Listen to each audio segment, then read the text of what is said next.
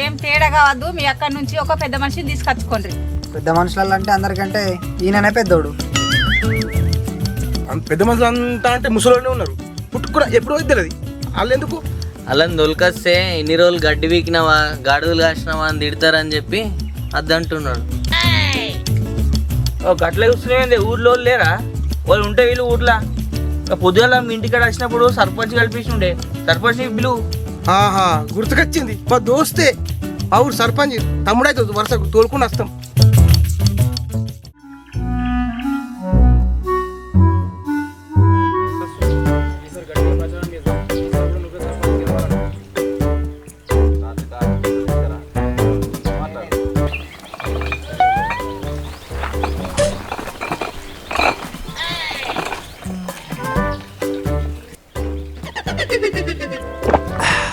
నా ఇంకో 6 నెలల సర్పంచ్ ఎలక్షన్లు వస్తున్నాయి.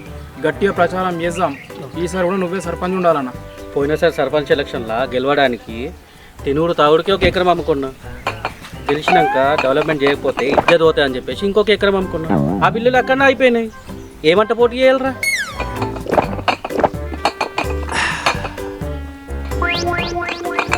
అన్న ఈరోజు రాత్రి కాటన్ బీళ్ళు తెప్పి అన్న కూర్చొని మాట్లాడదాం. గన్ని బీర్లు ఎందుకురా? తాగుతారా తానం చేస్తారా? అన్న తాగితే ఆలోచనలు మంచిగా వస్తాయట. దెబ్బకి సెట్ అయిపోవాలి మొత్తం. ఏం సెట్ అవుతుందిరా? నువ్వు అవుట్ అవుతావు అంతే. ఎప్పుడు చూడు మందు మందు అంటావు. మందు లేని మాట రాదారా మీకు? 6 నెలల ముందు తాగుడు స్టార్ట్ చేస్తే ఉన్న 2 ఎకరాలు అమ్ముకోవాల్సి వస్తుంది. తాగుడు మీగుడు ఏం లేదు. రండి మాట్లాడుకుందాం అప్పటికి. అన్న ఈరోజు ఎందుకో మంచిదేనా కాననిపిస్తుంది, తర్వాత మాట్లాడదాం. అవునన్న ఆడు చెప్పింది కరెక్టే. ఒకరోజు మంచి రోజు చూసుకొని మొదలెడదాం. మందు ఉన్న రోజే మంచి తినమంటారు ఏంద్ర?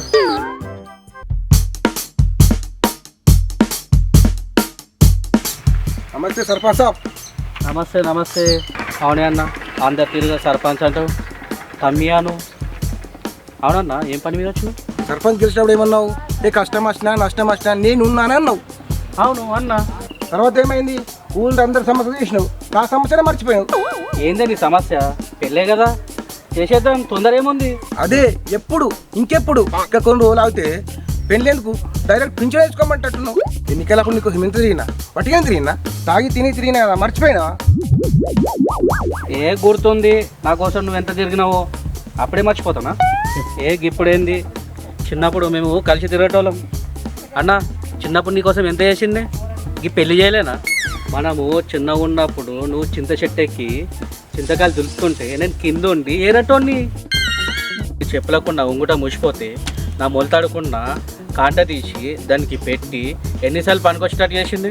నువ్వు పక్క వాళ్ళ చేనులోకి వెళ్ళి మక్కెళ్ళ నేర్చుకొస్తే నేను కట్టెలు ఏరుకొచ్చి ఆ మక్కెళ్ళని కాల్చుతోని. అప్పుడే మర్చిపోయినావా? అట్లా నీ కోసము ఎన్ని పనులు చేసినా. చిన్నగా ఉన్నప్పుడు కదా తమ్మి మర్చిపోయినా. మాట్లాడు రేగా. ఎన్ని ఊర్లు జల్లడ పెట్టైనా సరే నీ పెళ్ళి నేను చేస్తా. ఒక్క పెళ్ళి కాదు 10 పెళ్ళిళ్ళు చేస్తా. ఆడికేం చేస్తావురా? 10 పెళ్ళిళ్ళు ఒక పెళ్లి చేత కాదు. పక్కుల్లో ఒక పిల్లి ఉందట. ఇయ్యాల పిల్లని చూస్తాను కోదాం. ఊరు పెద్ద మనిషి నువ్వు రావాలి. ఒక్క పెళ్లి చేయరా, నీ రుణం తీర్చుకుంటా. గింత దానికి గంత పెద్ద మాటలు ఎందుకన్నా? పోదాం నాడు.